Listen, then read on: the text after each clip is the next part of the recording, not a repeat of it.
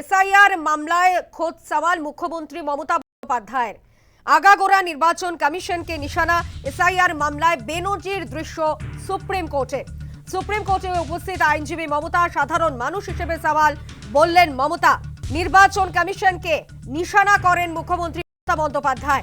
প্রধান বিচারপতির সামনে কমিশনকে কটাক্ষ, হোয়াটসঅ্যাপ কমিশন বলে কটাক্ষ করেন তিনি। মাইক্রো অবজারভারের তীব্র বিরোধিতা করেন। বক্তব্য ধৈর্য ধরে শোনেন প্রধান বিচারপতি। কমিশনের বিরুদ্ধে আদালত অবমাননার অভিযোগ। প্রধান বিচারপতির কাছে অভিযোগ মমতার। পাল্টা রাজ্যের বিরুদ্ধে সওয়াল কমিশনের। অসহযোগিতার অভিযোগ নির্বাচন কমিশনের। আগাগোড়া নির্বাচন কমিশনকে একগুচ্ছ আক্রমণ শানিয়েছেন মুখ্যমন্ত্রী মমতা বন্দ্যোপাধ্যায়।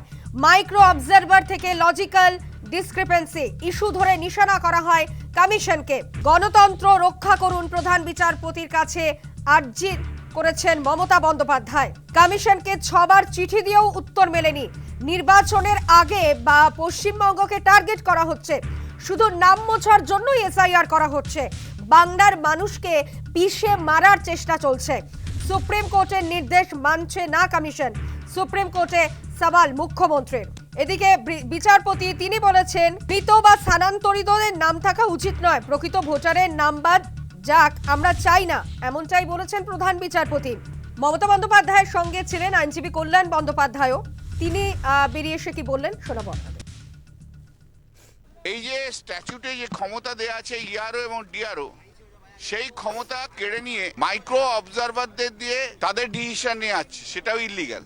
যে এখনো প্রচুর লোক বাকি আছে হিয়ারিং এর, প্রায় 70-75 লক্ষ, মাত্র 4 দিন সময় আছে। জজ সাহেবরা বলেছে সেরকম হলে আমরা টাইম বাড়াবো, উই আর থিঙ্কিং। এবং এই মামলা সোমবার দিন আবার হিয়ারিং হবে, তারপর যা ফাইনাল অর্ডার দেয় তা ফাইনাল অর্ডার দেওয়া হবে। আরও 2-3টে ম্যাটার আছে, সেগুলোকে ট্যাগ করা হয়েছে। মমতা বন্দ্যোপাধ্যায় বাংলার মানুষের জন্য যে দাবি করে এসেছিলেন, সেই দাবির আজকে কিছুটা অনেকটাই গ্রহণযোগ্যতা পেয়েছে সুপ্রিম কোর্টের কাছে।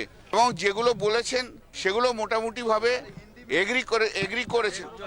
তবে কোর্ট তার মাইন্ড এক্সপ্রেস করেছে, আরও টাইম বাড়ানোর দরকার আছে। 2 নম্বর হচ্ছে এই যে ছোটোখাটো মিস্টেক, সেই ছোটোখাটো মিস্টেক বাদ দিয়ে ছোটোখাটো মিস্টেকগুলোকে গ্রহণযোগ্যতার মধ্যে রাখবে না।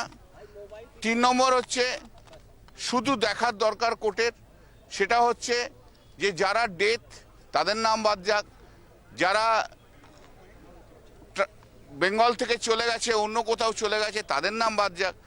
কিন্তু যারা ভোটার রয়েছে সেই ভোটারদের কোনো রকম মিসম্যাচের কারণে সেই ভোটাররা যেন বাদ না যায়, এটা একটা মৌখিক অবজারভেশন করেছে। এই প্রসঙ্গে বিজেপি নেতা দেবজিৎ ঘোষ কি বলেছেন শোনাবো আপনাদের। তৃণমূল কংগ্রেস কি বলছেন সেটা ওখানে বিচারপতিরা শুনছেন, মহামান্য বিচারপতি যারা আছেন সুপ্রিম কোর্টে তারা শুনছেন। লজিক্যাল ডিসক্রিপেন্সি ব্যাপারটা তো তৃণমূলের জন্য নয়।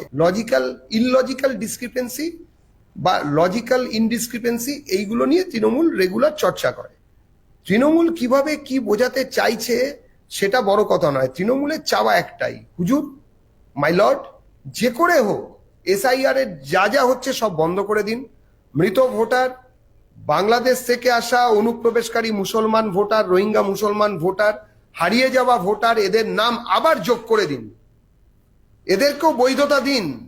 এরাই তো আমাদের ভোটার, আমরা তো এদের হাতে নিয়েই জিততে পেরেছি।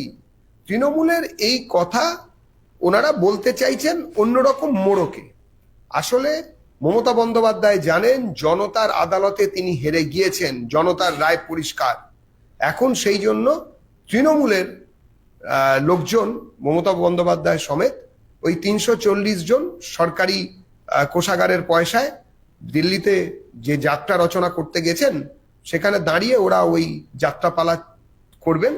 এবং সেই যাত্রাপালায় ফল হবে, নিট ফল হবে 0, সেটা আমরাও জানি, শূন্য ফল নিয়ে আসবেন। কিন্তু জনতার আদালতে হেরে যাওয়ার পরে উনি যদি সুপ্রিম কোর্টে